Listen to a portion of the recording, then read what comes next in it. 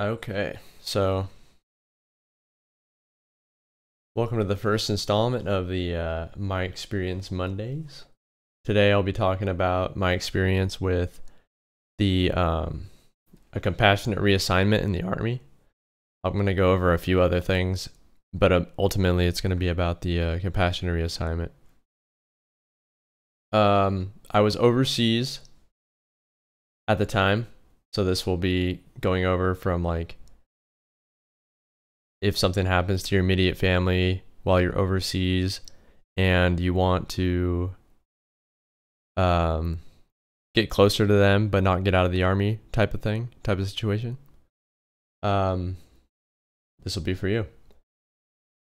So my timeline, I'll show my timeline during this video as well. I'd say there has to be like a good reason for you to want to do this. Because obviously you're slotted for specific duties within the duty station or the base. Because when you leave, they're gonna have to fill your spot, so you're gonna have to. This ultimately gets sent up to Big Army. It's not just in your chain of command. It's not just your battalion. It's not just your brigade. It's not your division. It goes all the way up. So there has to be a good reason, or you'll probably get denied. So I got to my duty station in August of 2016, and just a couple months after that, in November of 2016, my father passed away. So I got a Red Cross message the same day. I went on emergency leave a couple days after that, before Thanksgiving.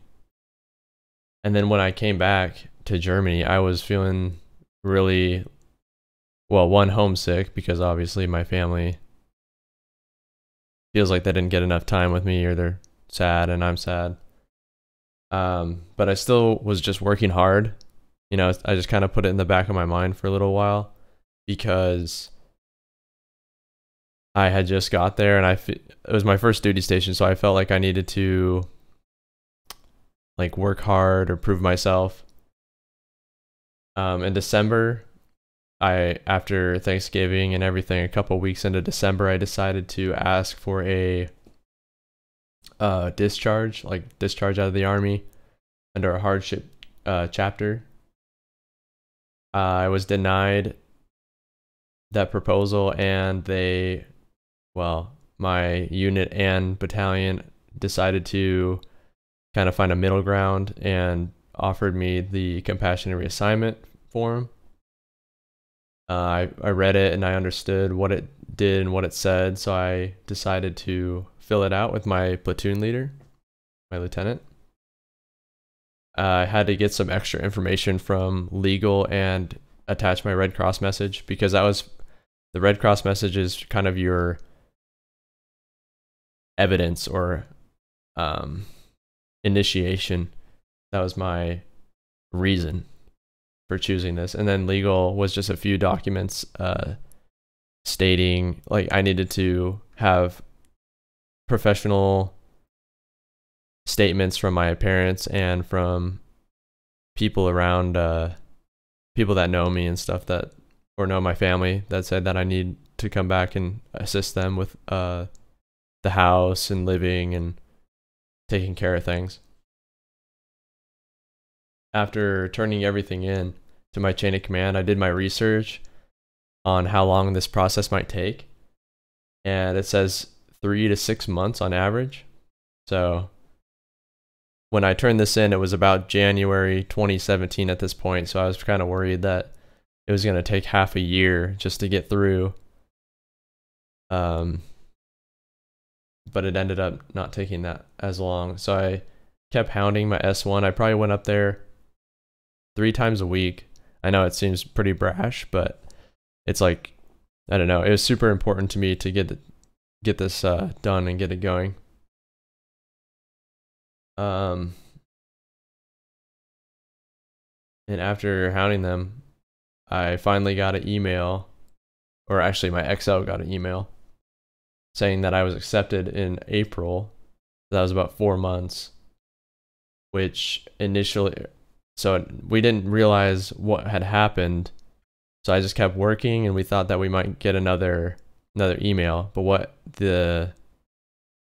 like an acceptance or initiation of the compassionate reassignment did was change my DROs. So I was supposed to leave, obviously it's a 2-year assignment, so I was supposed to leave in August of 2018, and it shot it all the way down to May of 2017.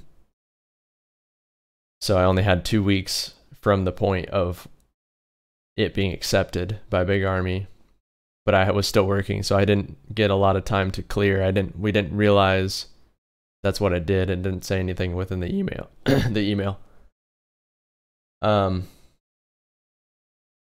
Yeah, 2 weeks after that, in May, the beginning of May, I left for the States from Germany. And so from the event happening in November to me getting to my next duty station and the compassionate reassignment and the completion of it took about 7 months.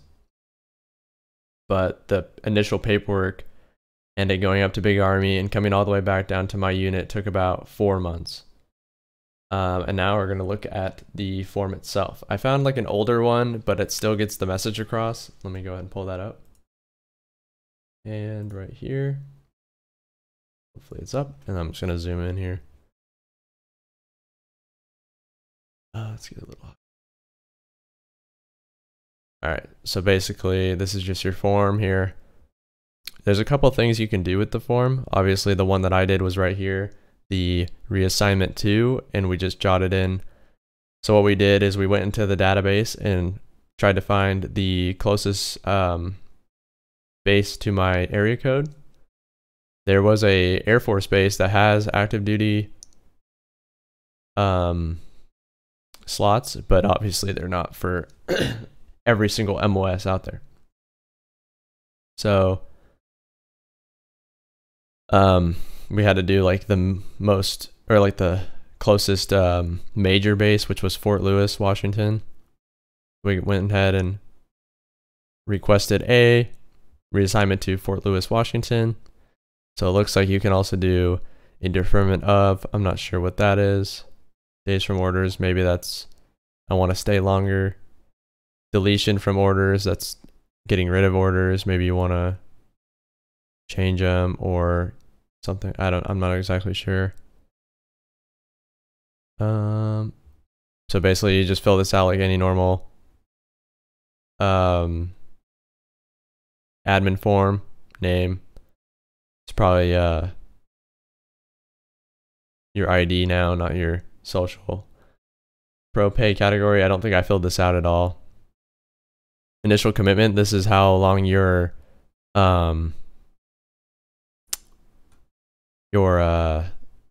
contract is.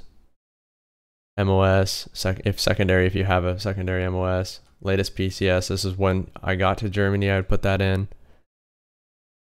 Current status, I think we just put duty here.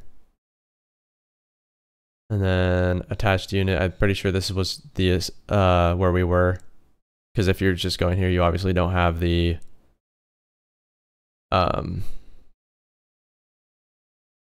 unit code. Phone number, obviously. DROs. So you'd put whatever you have on your ERB or SRB now. Marital status, obviously. Date of marriage. These are just the people you're bringing with you. And then a few BASD, ETS, when you're getting out. Phone number.